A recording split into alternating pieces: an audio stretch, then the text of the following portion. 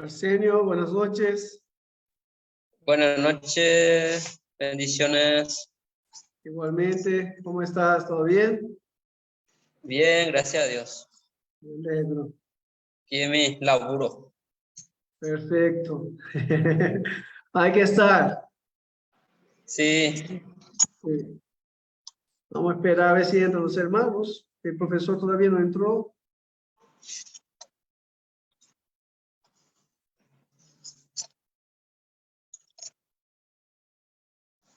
Ahí ayer viene. hacía un Sí. calor de 44 grados acá y hoy amanecimos con 12 grados.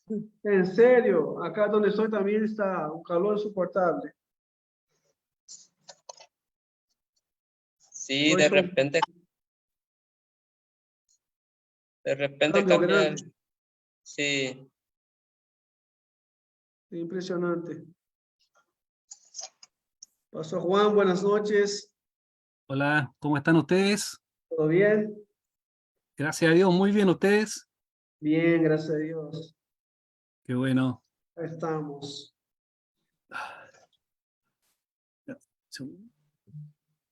Esperando a ver si entran alguno más, pero ya es hora cuando quiera, porque algunos siempre llegan un poquito más tarde. Sí, no hay problema. Vamos a comenzar entonces para que podamos redimir el tiempo que el Señor nos da. Vamos a orar. Buen Dios, te damos las gracias, Padre, porque permites que podamos estar con nuestros hermanos en este tiempo. Oramos, Señor, para que tú nos dirijas en nuestra conversación, la exposición de hoy, de tal manera que en nuestra oración permanente, Señor, que todo lo que tú nos muestras a través de estos temas pueda servirnos para la vida de la iglesia, aplicarlo, Señor, para utilizarlo con nuestros hermanos, para crecimiento también de ellos, de nosotros, para la comprensión de la iglesia y la relación con la iglesia primitiva. Bendícenos, Señor, bendice a cada uno de los hermanos que estamos presentes, bendice también a los hermanos que se van a integrar. Oramos en el nombre de Jesús, nuestro Señor. Amén. Bueno, vamos a hacer hoy un resumen de lo que fueron estas 7 sesiones anteriores. Con eso vamos a terminar lo que a mí me corresponde. La semana entrante ya van a estar con el hermano Fanelli, quien va a hablar desde la teología, ¿no? La doctrina que tienen los padres de la iglesia. Así que quiero invitarles a que me acompañen a revisar este resumen, breve, por cierto, de lo que fue la presentación, las presentaciones anteriores. Voy a compartir con ustedes entonces la pantalla y acá. Aquí sí.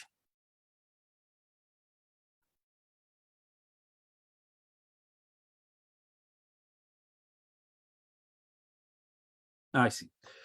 Bueno, entonces, como les decía, hoy nos corresponde la última sesión y tal cual les avisé la semana anterior, hoy vamos a hacer un repaso, ¿no? Bastante general de lo que estuvimos revisando. Y según la pauta que yo les entregué a ustedes en la primera sesión, nosotros vimos durante estas semanas, vimos principalmente estudiamos los 4 primeros siglos de la vida de la iglesia y cómo en estos 4, 5 primeros siglos de la historia de la iglesia aparece este grupo de hombres levantados por Dios para ir en defensa de la iglesia, para enseñar las primeras doctrinas también, por cierto, guiados por el Espíritu Santo, para la vida de la iglesia. Y revisamos de esta manera a los padres apostólicos, los padres apologistas. Revisamos también los escritos de algunos padres apostólicos, algunos escritos también de los apologistas, y terminamos la semana anterior revisando algunas obras también de los padres dogmáticos. Vamos a repasar, ¿no? Básicamente eso en el día de hoy. Hoy vamos a ver entonces la definición que se entiende por el estudio de los padres de la iglesia. Luego vamos a estar revisando cómo es que los estudiosos de la patrística acostumbran a clasificar y a ordenar a los padres de la iglesia. Luego nos vamos a detener brevemente en los padres apostólicos, su importancia, quiénes son los más destacados, o por lo menos cuáles fueron los que nosotros estuvimos revisando. Luego los padres apologistas, así también los padres dogmáticos, y vamos a terminar con una mirada bastante general acerca de algunos de los escritos de estos hermanos representativos del movimiento de la patrística. Comencemos entonces, hermanos, con las definiciones, ¿no?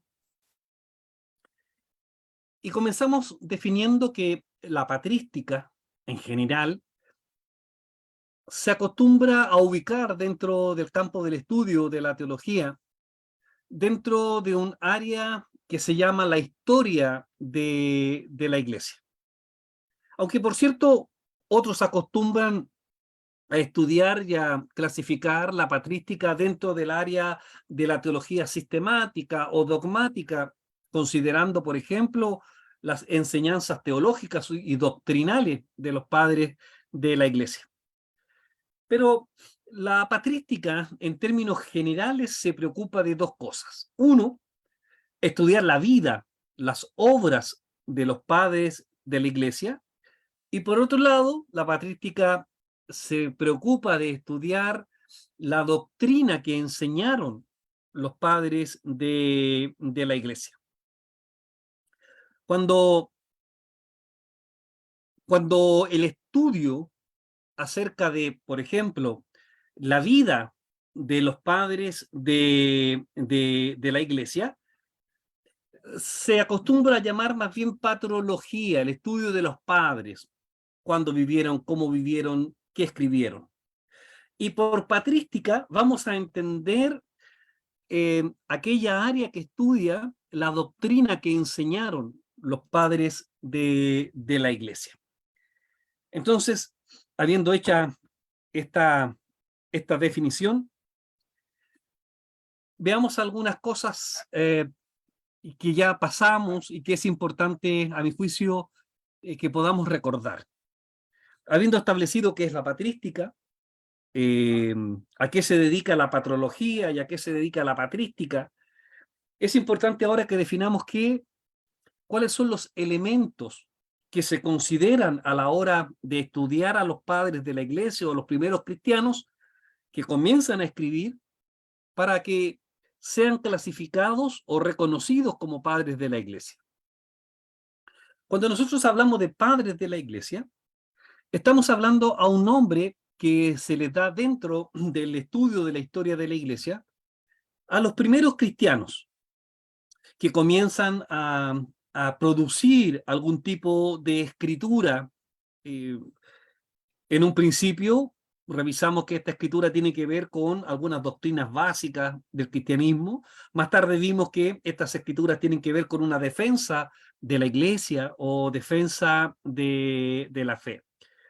No obstante, aun cuando hubieron muchos hombres que escribieron, ya sea tanto doctrina como también acerca de defensa de la Iglesia, sin embargo, el nombre de padres de la Iglesia aplica solamente a aquellos que, de alguna manera, lograron cierta prominencia y cierto reconocimiento, no solamente desde nuestra perspectiva hoy, sino que también desde la perspectiva contextual en la cual cada uno de ellos desarrolló su ministerio. Básicamente, mencionamos que para que un escritor cristiano de los primeros siglos sea reconocido como un padre de la Iglesia, es necesario considerar a lo menos estos 4 puntos que están marcados en la lámina que ustedes están mirando en este momento. Primero, una ortodoxia doctrinal, es decir, que lo que ellos enseñaron a través de sus escritos vaya en concordancia con lo que ha sido la enseñanza de la Iglesia tradicionalmente, o que fue la enseñanza de la Iglesia en ese momento histórico en el cual cada uno de los llamados padres de la Iglesia le correspondió desarrollar su ministerio. En segundo lugar, otro elemento que se considera tiene que ver con el tipo de vida, con la santidad de vida. Y es interesante resaltar esto porque, como lo mencionábamos la primera vez que estuvimos juntos, este era un elemento fundamental, crucial, distintivo en el cristianismo de los primeros siglos, ¿no? Una vida totalmente apartada del resto de la sociedad. En tercer lugar, otro requisito que se debe considerar a la hora de nominar a un escritor cristiano como padre de la iglesia tiene que ver con que tenga la aprobación eclesiástica, es decir, que tenga un reconocimiento de parte de la iglesia. Y por cierto, un último elemento o requisito para ser reconocido como padre de la iglesia tiene que ver con la antigüedad de ellos, por cierto, también de sus escritos. Y aunque las tradiciones cristianas, a lo menos las más grandes y representativas, acostumbran a tener su propia lista y clasificación de padres de la iglesia, podemos considerar lo siguiente. Para la iglesia de Roma, el listado de padres de la iglesia se extiende desde el siglo I hasta el siglo XIII. Y termina con el último llamado padre de la iglesia, Bernardo de Claraval, ¿no? Ese sería el último escritor cristiano de renombre para la vida de la iglesia romana que merece el título de padre de la iglesia. Para otras tradiciones cristianas, como la ortodoxa, por ejemplo, hay un reconocimiento de los padres de la iglesia que actuaron desde el siglo I hasta el siglo VII. Y según si es la iglesia oriental u occidental, para unos termina este listado con Gregorio Magno en Occidente y para Oriente la lista terminaría con Juan Damasceno. Generalmente, en las iglesias protestantes existe cierto consenso que los padres de la iglesia son reconocidos no más allá del siglo V.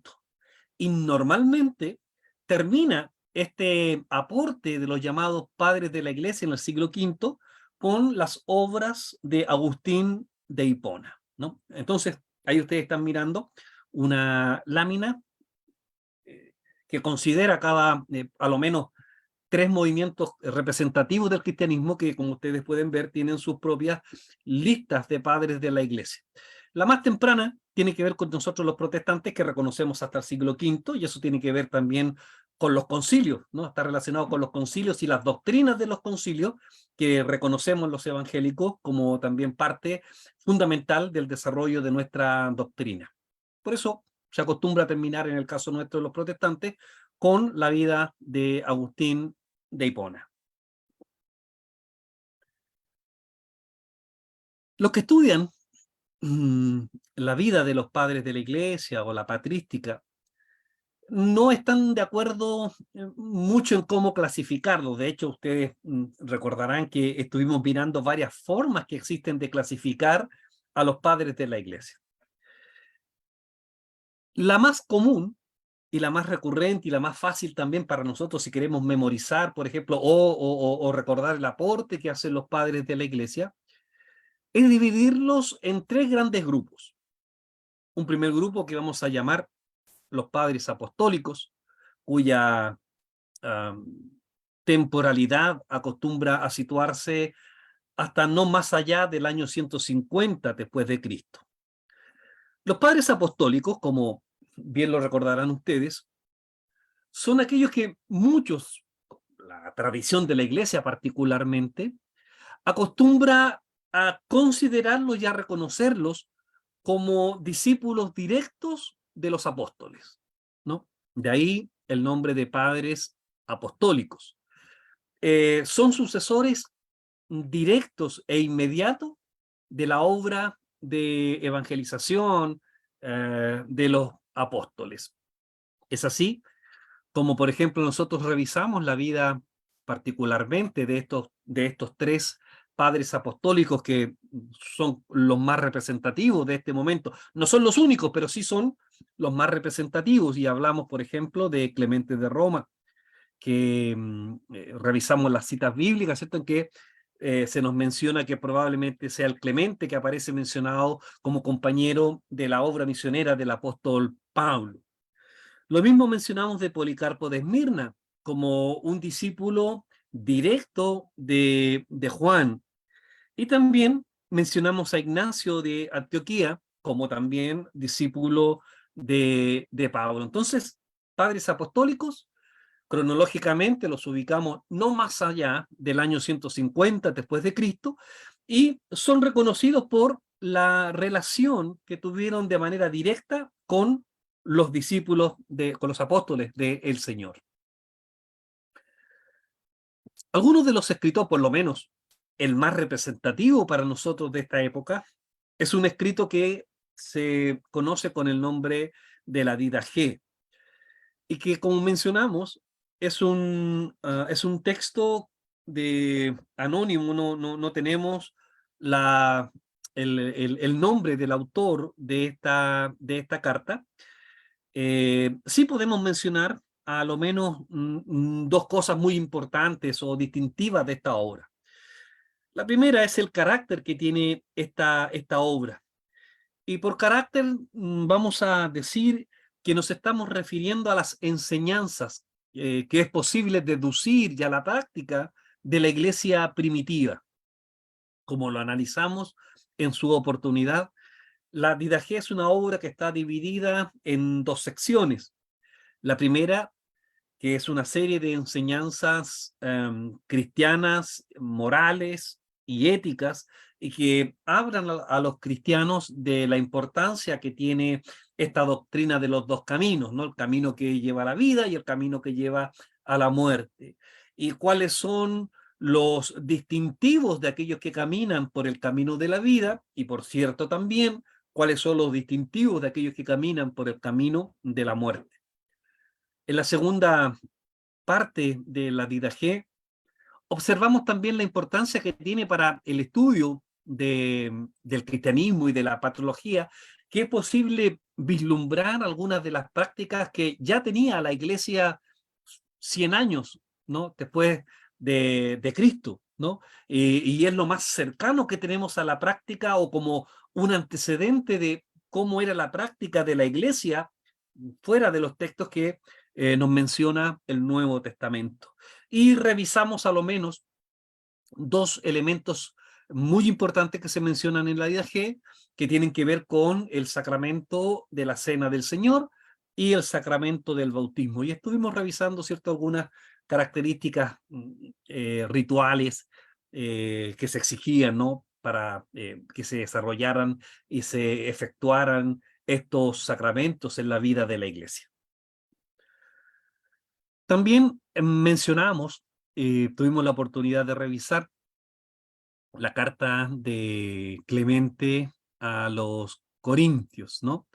Y mencionamos que esta carta es una carta más o menos en el mismo estilo, en la misma doctrina y siguiendo también la misma línea doctrinal del apóstol Pablo. Recuerde que estamos hablando de un discípulo relativamente, según la tradición, directo de la enseñanza del apóstol Pablo, ¿no? Y escribe a los Corintios, y a juicio de los exégetas y de los estudiosos bíblicos, es la continuidad del libro que Pablo escribe a los Corintios, porque es posible reconocer las mismas dificultades que el apóstol Pablo escribió y que trató de remediar en la iglesia de Corinto. Luego mencionamos una segunda clasificación, ¿no?, temporal con respecto a los padres de la iglesia. Y hablamos de los padres apologistas. Y esto pertenece a una época ya más tardía en la vida de la iglesia, y normalmente los estudiosos de la patrística acostumbran a datar este periodo no más allá del año 250 después de Cristo. Es una época inmediatamente posterior a la época de los padres apostólicos. La iglesia ya se encuentra mucho más consolidada, se encuentra con más representación en gran parte del imperio, y por lo tanto, al ser ya más conocida y entrar, entre comillas, en competencia con las religiones originales de Roma, comienza a tener los primeros detractores, los primeros críticos, y también, por cierto, la filosofía atea que está en contra del cristianismo. Y por lo tanto se hace necesario ahora ya no tanto enseñar a la iglesia temas éticos y morales, sino que ahora se hace necesario que la iglesia se defienda de los ataques que tiene, ¿no? Desde la filosofía, desde el ateísmo y, por cierto, también desde otras religiones. Y van a aparecer estos hermanos escritores que vamos a llamar los padres apologistas, que son aquellos que hacen defensa de la fe. Después de todo, vimos que una apología es una defensa. La mayoría de los textos que escriben los apologistas van dirigidos al mundo no cristiano, ya entendemos por qué, ¿no? Son aquellos los que necesitan una explicación acerca de qué es y qué no es el cristianismo. Por cierto, se dedicaron también nuestros padres apologistas principalmente a la defensa de las mentiras, las calumnias, ¿no?, que se levantaron en contra del cristianismo. Y nosotros mencionamos básicamente a tres representantes de este movimiento: a Cuadrato de Atenas, Justino Mártir y Arístides, ¿no?, que son como los más representativos. Y tuvimos también la posibilidad de revisar algunas de las obras de estos padres apologistas. Una de ellas es la famosa carta a Dioñeto, ¿no?, que es una carta que tiene como objetivo, luego de explicar qué es el cristianismo, es más bien una carta que exhorta como conclusión al destinatario de esta carta para que se convierta al cristianismo. Entonces, por un lado es una apología que hace una defensa y una explicación de qué es el cristianismo, pero a la vez también es considerada como un tratado evangelístico, ¿no?, en el sentido que va a demandar de quien recibe esta carta una conversión al cristianismo. Otro texto de esta época es, y también muy conocida, ¿no?, es El Pastor de Hermas, ¿no? Aunque también es una obra aparentemente anónima, es una defensa, una explicación de qué es el cristianismo, ¿no? Es un texto bastante interesante. Se conservan algunos fragmentos completos de este texto muy antiguo que se acostumbra a datar en el siglo II después de Cristo. Un tercer grupo, o una tercera clasificación de los padres, ya vimos a los padres apostólicos, vimos a los padres apologistas, ya entendemos la función de cada uno. Una tercera clasificación de los padres es llamarlos padres dogmáticos, que son todos aquellos padres que van a ir hasta el año 500 aproximadamente después de Cristo, en que ahora se hace necesario fortalecer a la iglesia frente a dificultades que la iglesia tiene de manera interna. Los apologistas defienden a la iglesia para los ataques externos. Los dogmáticos van a escribir para la iglesia, para el interior de la iglesia, tratando de explicar aquellas doctrinas que todavía no son bien aprendidas por la iglesia, como por ejemplo la cristología, la Trinidad, la relación entre la Santísima Trinidad, ¿no?, entre los problemas más importantes y urgentes que tuvo que definir el cristianismo primitivo. Y a todos aquellos que comenzaron a desarrollar la teología y la doctrina de la iglesia, es a quienes nosotros llamamos los padres dogmáticos. En la lámina que ustedes están mirando están los 5 patriarcados o las 5 sedes más importantes que tuvo el cristianismo primitivo, ¿no? Y esto es interesante porque va contra la pretensión romana de que ellos son la primera iglesia y de que ellos eran la iglesia más importante, ¿no? En esta época, hasta antes del siglo IV, la iglesia va a tener 5 sedes muy importantes, cada una con su obispo y cada obispo con la misma importancia y equivalencia con el obispo romano. Esas sedes son Roma, Constantinopla, Antioquía, Jerusalén y Alejandría, ¿no? Son los 5 patriarcados. Y lo mencionamos porque cada uno de estos patriarcados o cada una de estas sedes cristianas va a aportar también al desarrollo del cristianismo con grandes teólogos dogmáticos o grandes padres de la iglesia que desarrollaron dogmas que hasta el día de hoy son importantes para el desarrollo de la iglesia, como ya mencionamos, por ejemplo, el tema de la cristología, o también acerca de la concepción milagrosa, ¿no?, de nuestro Señor Jesucristo.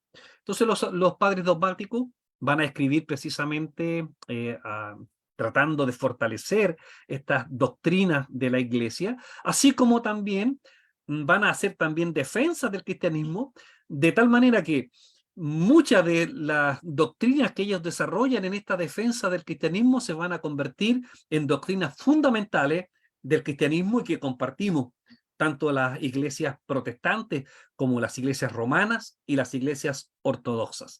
Las enseñanzas de los primeros 5 concilios, ¿no?, son comunes a estas 3 grandes tradiciones eclesiásticas. Y cada una de estas grandes sedes va a aportar con padres dogmáticos que van a desarrollar su doctrina en beneficio de la iglesia cristiana de los primeros siglos. La aparición de los padres dogmáticos o estos padres que van a comenzar a desarrollar la teología sistemática, como se conoce hoy día dentro del estudio de la teología, se va a deber principalmente a ataques que va a tener el cristianismo, básicamente mencionamos desde dentro, desde el seno de la iglesia. Los apologistas escriben para los ataques externos, ateos, filósofos y otras religiones. Los padres dogmáticos van a perfilar la doctrina del cristianismo luchando contra ideas heréticas, ¿no?, que van a producirse en el seno de la iglesia, tales como, en el caso de la iglesia de Occidente, el donatismo, el priscilianismo y el pelagianismo. Tuvimos la oportunidad, por cierto, de revisar algunas de las principales características de estos movimientos que se dan al interior de la iglesia. Yo quisiera que recordáramos a lo menos 2. Uno de ellos es el priscilianismo. Y una característica común que tenían estas doctrinas que, como ya hemos mencionado, ocurrían al interior del seno de la iglesia, es que el hilo conductor que tenían era el reclamo contra la iglesia por la vida relajada que tenía la mayor parte de los miembros de la iglesia, ¿no?, tanto el clero como la gente común que participaba de la vida de la iglesia. Y por lo tanto ellos postulaban que el cristianismo debía ser llevado a un punto muy radical, tal como ellos enseñaban, que era practicar una vida ascética, ¿no? Por eso nos referimos a una vida apartada de la sociedad, apartada de los beneficios sociales, llevando una vida al límite, ¿cierto?, de pasar hambre, al límite de pasar frío, porque consideraban que de esa manera el cuerpo, el alma se iba perfeccionando. El priscilianismo, mencionamos que dentro del cristianismo va a ser el primer movimiento que de alguna manera va a reconocer el sacerdocio femenino dentro de la iglesia. De hecho, el priscilianismo va a postular a una tal Priscila, ¿no?, como la primera sacerdotisa. Y este movimiento dentro de la iglesia cristiana se caracterizaba también por ser un movimiento carismático, ¿no?, de mucho desarrollo extático, de éxtasis al desarrollo del culto. Las mujeres tenían una participación muy activa dentro de este movimiento herético. Digo herético porque fue condenado a lo menos en 2 concilios, ¿no? Y bueno, es un movimiento que no perduró a lo largo de la historia de la iglesia. Lo más tarde o los últimos antecedentes que se tienen de este movimiento dentro de la iglesia van a estar hasta cerca del año 400, 450 después de Cristo. Pero si hubo una batalla dentro de la iglesia importante, porque amenazó con dividir al cristianismo de una manera no vista hasta ese momento, fue sin duda las enseñanzas de este monje británico, Pelagio, cuya enseñanza nosotros conocemos hoy día como el pelagianismo. Y el pelagianismo es una postura, es una enseñanza del cristianismo de los primeros siglos y que fue condenada como una enseñanza herética en el concilio del año 418. ¿Qué es lo que sostenía el pelagianismo? Básicamente, el pelagianismo sostenía que el pecado original no terminó por manchar plenamente a la naturaleza humana, ¿no? Y por lo tanto, eso significaba que el hombre no nacía muerto totalmente, sino que de alguna manera tenía todavía atisbos, ¿no? de ese libre albedrío con el cual el hombre fue creado originalmente. Y como no estaba plenamente contaminado por el pecado, y al tener todavía atisbos, chispas de ese libre albedrío, el hombre, por lo tanto, tenía la posibilidad de aceptar el evangelio, ¿no? De aceptar el llamado. Pero a la vez, esa chispa divina, utilizando un lenguaje gnóstico, esa chispa divina que había en cada ser humano, o ese libre albedrío, significaba que el hombre también tenía la capacidad de poder perfeccionarse moral y éticamente, ¿no? Y también, por cierto, físicamente.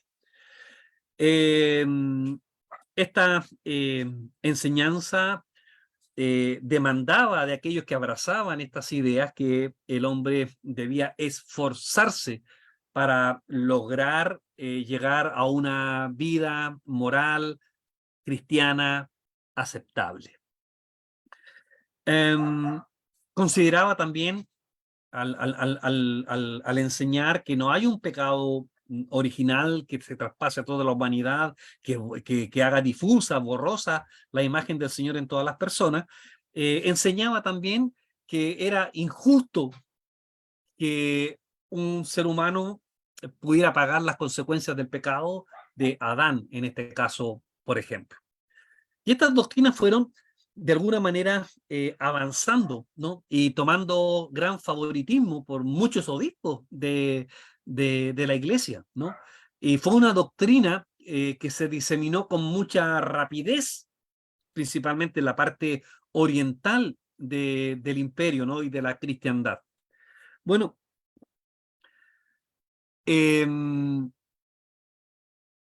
bueno, ya mencionamos, y lo vamos a mostrar un poquito más adelante, que Agustín va a tener un trabajo encomiable, ¿no? A luchar por sostener el cristianismo original y primitivo contra las enseñanzas de Pelagio. Pero cabe mencionar dentro de los padres dogmáticos a lo menos a Ambrosio de Milán. Ambrosio, ya lo mencionamos, me parece la última vez que estuvimos juntos. Ambrosio, como la mayoría, ¿no? de los padres dogmáticos, y digo que esto es común, es transversal a los padres dogmáticos que hayan pertenecido a familias ricas, porque solamente las familias ricas tenían acceso a la educación, a la enseñanza de la filosofía a sus hijos, de pagar profesores particulares y pagar también, por cierto, ciertas escuelas de pensamiento filosófico. Entonces, como normal entender, o es posible entender, el por qué la mayoría de los padres dogmáticos pertenecen a familias de una buena posición económica. Y ese es el caso de Ambrosio de Milán, quien era hijo de un oficial romano. Mencionamos que se había perfeccionado en el estudio del derecho, ¿no? Era un abogado, por lo tanto, recuerden que en esta época los abogados no son como la imagen que tenemos nosotros hoy día de los abogados modernos, ¿no? Se estudiaba abogacía principalmente, por cierto, para defender a las personas, pero también por el arte de la argumentación, ¿no? Ese era el objetivo de estudiar abogacía, ¿no? Cómo poder argumentar. Y por lo tanto, de ahí entendemos también la prolijidad y la forma en la cual escriben los padres dogmáticos. Mencionamos que es nombrado obispo de una manera bastante circunstancial. Él no quería ser obispo.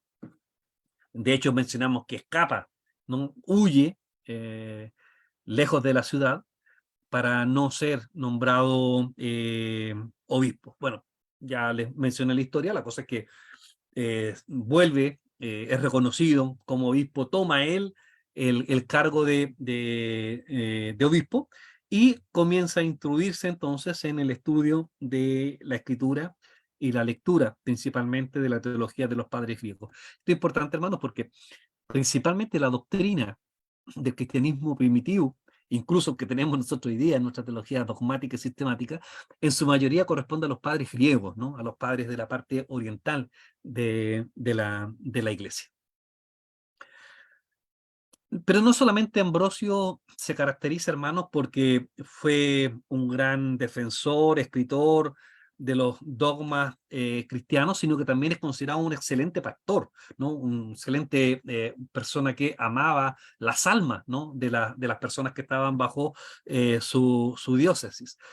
Porque no solamente se dedicó a la escritura de las doctrinas cristianas y al desarrollo del pensamiento cristiano, sino que además también se abocó a la defensa de los más pobres, de los más débiles y contra las injusticias sociales que muchas veces se cometían en esta época contra las personas más vulnerables. Mencionamos también un hecho interesante en la historia de Ambrosio que va a ser como un antecedente para el posterior reconocimiento del obispado de Roma por sobre los otros obispados o por sobre los reyes en este caso y los emperadores, toda vez que Ambrosio impone una censura y una penitencia a un emperador romano llamado Teodosio, quien, como lo mencionamos, había incurrido en la matanza de personas inocentes, ¿no? En Tesalónica. Bueno, otro padre de la iglesia importante a destacar en esta época sin duda es Jerónimo. Jerónimo, al igual que Ambrosio, va a estudiar filosofía, derecho. Luego del momento de su conversión, comienza a estudiar lo que hay acerca de la teología. Mencionamos ya que la base fundamental de la teología de estos años son los padres griegos. Jerónimo es interesante estudiar su vida porque recuerden que mencionamos que una característica común también que tenían los padres de la iglesia de esta época era el reclamo por una vida más pura, entre comillas, de parte de la iglesia. Muchos de ellos se retiran a vivir fuera de la ciudad, viviendo solamente de la caridad de las personas que pasaban cerca de ellos o que acostumbraban a llevarles comida y vestidos. Él lleva una vida asceta muy rigurosa, ¿no? La historia nos narra que él vivió casi 3 años en el desierto, totalmente aislado.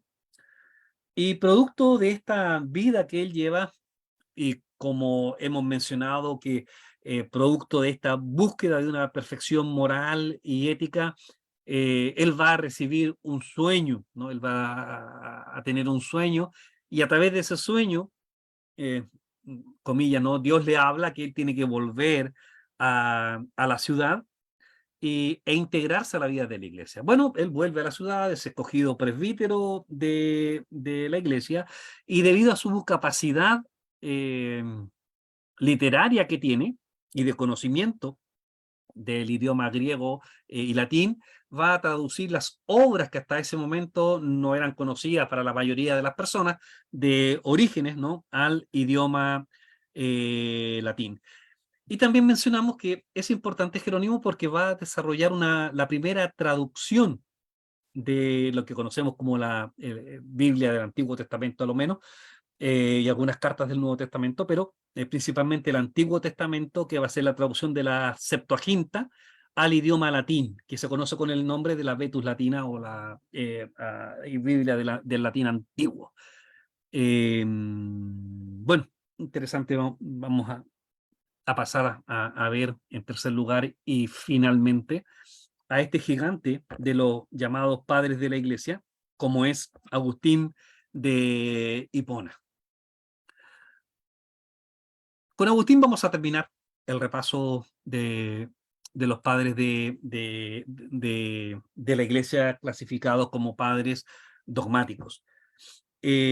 Agustín fue un prolífero escritor, teólogo y, por cierto, filósofo cristiano. Es considerado en la historia eclesiástica como el doctor de la gracia, precisamente porque va a desarrollar este concepto que se encuentra muy presente en la teología de Pablo, como es la gracia, ¿no? Sin duda, y no hay nadie ningún historiador cristiano, ningún teólogo que pueda llegar a poner en duda que Agustín fue el máximo exponente, ¿no?, del cristianismo del siglo V. Dijimos que fue un gran escritor, dedicó gran parte de su vida a escribir teología, algunos libros muy densos y muy complejos también, como son las Confesiones y la Ciudad de Dios, que son sus obras más destacadas, ¿no? Y mencionamos la importancia que él tiene no solamente porque fue un gran escritor cristiano, sino que además que él estuvo en la controversia con Pelagio, este monje británico que mencionamos ya que expuso esta herejía, ¿no?, del pelagianismo en la iglesia primitiva. Fue un gran debate del que sin duda en esta etapa de la historia de la iglesia triunfaron las ideas de Agustín por sobre las ideas de Pelagio. Y esto, hermanos, es interesante, quizás hacer un puntito ahí, porque las ideas expuestas por Agustín con respecto a la salvación, a diferencia de lo que expone Pelagio, que el hombre puede llegar a través de sus obras a obtener la salvación, Agustín enseñó que el hombre solamente puede ser salvo de acuerdo a la gracia de Dios y que el hombre no puede tener ningún mérito para acceder a la salvación. ¿Y por qué digo que es interesante este puntito en la historia de la iglesia? Porque la enseñanza de Agustín primó por sobre la de Pelagio. Es decir, la iglesia entendió y apoyó la enseñanza de Agustín y abrazó las enseñanzas de Agustín y declararon las enseñanzas de Pelagio como heréticas. Pero en algún momento en la historia de la iglesia, esto cambió. Estaba hablando de la iglesia romana, ¿no? Porque la iglesia romana finalmente se va a convertir, hoy día, es una iglesia semipelagiana, es decir, muchas de las ideas y de las enseñanzas de Pelagio, como que el hombre tiene libre albedrío para escoger la salvación o no, que es posible a través de nuestras obras y nuestros méritos llegar a tener una vida moral y ética más perfecta de acuerdo a nuestras obras, son parte fundamental de la enseñanza romana hoy día, y se olvidaron, ¿no?, de las enseñanzas de Agustín. Pero, gloria a Dios que fueron rescatadas durante la bendita reforma protestante en el siglo XVI por todos los padres de este movimiento de la reforma. Bueno, algunos de los escritos también característicos de los padres dogmáticos. Ambrosio escribió varios comentarios, ¿no? Es un gran exégeta bíblico. Él escribió algunos tratados acerca de Abraham, sobre Noé y otros personajes históricos del Antiguo Testamento. Pero no solamente enseñó acerca de algunos hermanos del Antiguo Testamento, sino que además también va a tener un comentario muy importante, ¿no?, acerca del Evangelio de Lucas. Pero no solamente va a escribir obras exegéticas o bíblicas, sino que también va a aportar al cristianismo con algunas obras de tipo moral y ético. Él escribe para las doncellas de la iglesia, escribe para las viudas también, acerca de cómo se deben comportar en la vida de la iglesia, y también, por cierto, escribe acerca de los deberes y el comportamiento de los obispos y los ministros de la iglesia de aquel siglo. La obra más importante, a juicio de los biblistas e historiadores bíblicos, es la obra de Fide, ¿no? Que significa simplemente, ¿no? Acerca de la fe, ¿no? Es una obra que habla de la fe y que se utilizó principalmente, o el objetivo que tenía este escrito de Ambrosio, era la evangelización de los paganos, ¿no? Era como una especie de una revista de evangelización que explicaba y hablaba acerca de la fe cristiana. Otros escritos de Ambrosio, recuerde que estamos hablando de padres dogmáticos, de padres que desarrollan teología, y por lo tanto él va a escribir acerca de la encarnación de Cristo, la va a explicar, problema difícil de comprensión para los paganos, los ateos, los filósofos y los críticos en general del cristianismo. Él va a desarrollar y fundamentar esta doctrina acerca de la encarnación de Cristo, va a explicar también acerca de los sacramentos, el uso y el porqué de las penitencias dentro de la iglesia, va a escribir también varios himnarios, a lo menos 2 himnarios, ¿no? De hecho, Ambrosio era un gran himnólogo, ¿no? Le gustaba mucho la música y compuso muchos himnos al principio de la historia de la iglesia. Agustín también va a ser el gran escritor, como ya lo mencionamos, de esta época. Y básicamente nosotros mencionamos en la primera alusión que hicimos a él 2 obras principales, como son La ciudad de Dios y Confesiones. Pero también tiene otras obras menos conocidas, como por ejemplo La vida en unión con María. Bueno, y tal vez esto se explique desde la perspectiva protestante, en que los protestantes tratamos de evitar, ¿no? El pensamiento que tenían los padres de la iglesia con respecto a María, ¿no? Para que no choque con la concepción que nosotros hoy día tenemos, o que la iglesia romana ha enseñado acerca de María. Y también en este punto recordar que tanto Lutero como Calvino, incluso Zwinglio inclusive, también tenían una devoción muy especial también por María. Pero también va a desarrollar, ¿cierto?, a Agustín otros escritos, también teológicos, acerca de la Trinidad, y otros textos menores que son menos conocidos. Bueno, quiero comentar brevemente los 2 textos más importantes de Agustín, y con esto vamos a estar cerrando el resumen de lo que fue nuestras sesiones. La ciudad de Dios es quizás la obra más importante de Agustín de Hipona. Y como mencionamos la semana anterior, la ciudad de Dios viene a ser una respuesta desde la perspectiva del cristianismo, de consuelo para los cristianos, pero también una explicación para los paganos o aquellos que están fuera del cristianismo. Recuerden, Roma durante 5 siglos ha sido la ciudad, ¿no?, del mundo. Durante 5 siglos Roma se ha erguido por sobre las demás ciudades.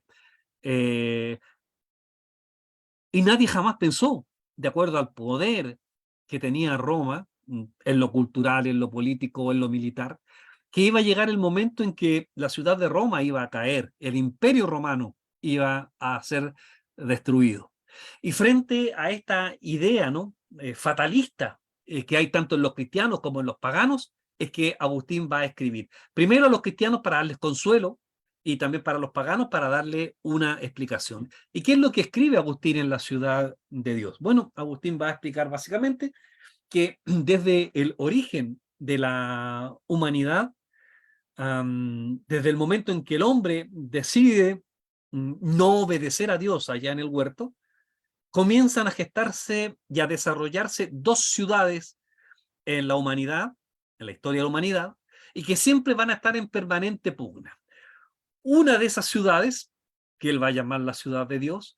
Va a ser la ciudad que se va a preocupar de vivir de acuerdo, por cierto, a las ordenanzas de Dios. Y otra ciudad que va a ser enemiga de la ciudad de Dios. Y que estas dos ciudades van a estar en permanente pugna.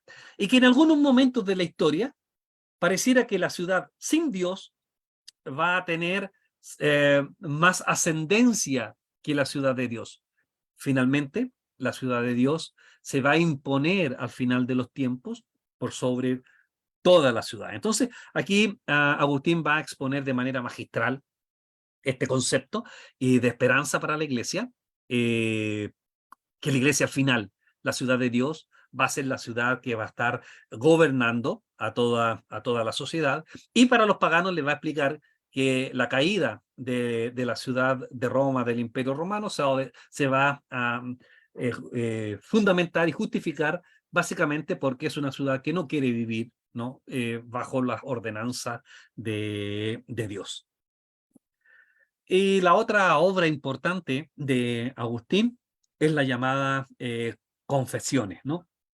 Que, como dijimos, es una obra autobiográfica en que Agustín va a enseñar al mundo, ¿no? Acerca de cómo fue su proceso de conversión, cómo desde una vida totalmente pagana, alocada, alejada de Dios, él llega a vivir una vida totalmente cristiana.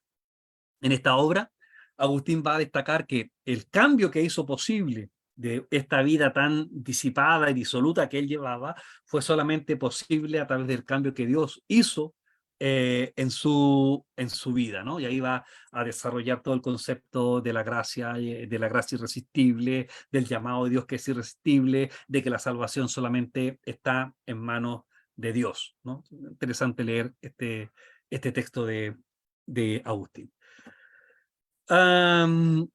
Finalmente, otra forma de clasificar a los padres de la iglesia, recuerden ustedes que lo mencionamos, tiene que ver por el idioma en el cual ellos escriben.